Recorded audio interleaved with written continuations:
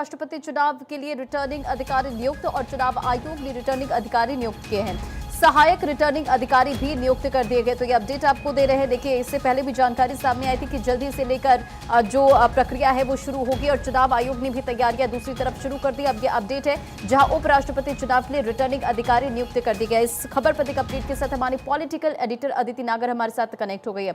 अदिति, ये एक बड़ी जानकारी जहां उपराष्ट्रपति चुनाव के लिए रिटर्निंग अधिकारी नियुक्त कर दिए गए हैं। बिल्कुल, आपको बता दें कि जैसे भारत के उपराष्ट्रपति चुनाव अधिनियम 1952, जैसे वाइस प्रेसिडेंशियल इलेक्शन एक्ट जिसे कहते हैं 1952, उसके तहत आरओ की नियुक्ति की जाती है। ये नियुक्ति की जाती है इलेक्शन कमीशन द्वारा। नियम 7 के तहत ईसीआई आरओ की नियुक्ति करता है और करने के लिए अधिकृत होता है। अब इस चुनाव में देखिए, नामांकन पत्र के काम होता है, उसकी जांच करना होता है, उसको नामांकन पत्र को जो जितने भी पत्र आते हैं उनको स्वीकृत करना होता है, अस्वीकृत करना होता है, अंतिम उम्मीदवार की जो सूची है वो बनानी होती है, उसको प्रकाशित करनी होती है, मतगणना की प्रक्रिया का संचालन करना होता है, तो फिर परिणाम घोषित करना होता है। तो ये आरओ बहुत ही महत्वपूर्ण जो है ये नियुक्ति होती है।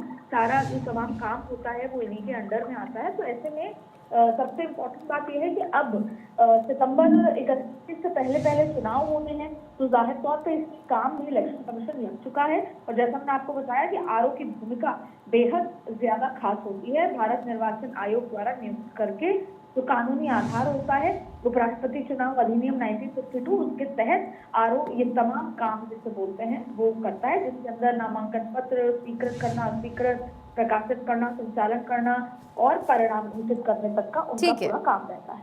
चलिए, बहुत बहुत शुक्रिया दीदी इन तमाम जानकारियों के लिए। और इसी के साथ रुकेंगे बहुत छोटे से ब्रेक के लिए। खबरों का सिलसिला जारी।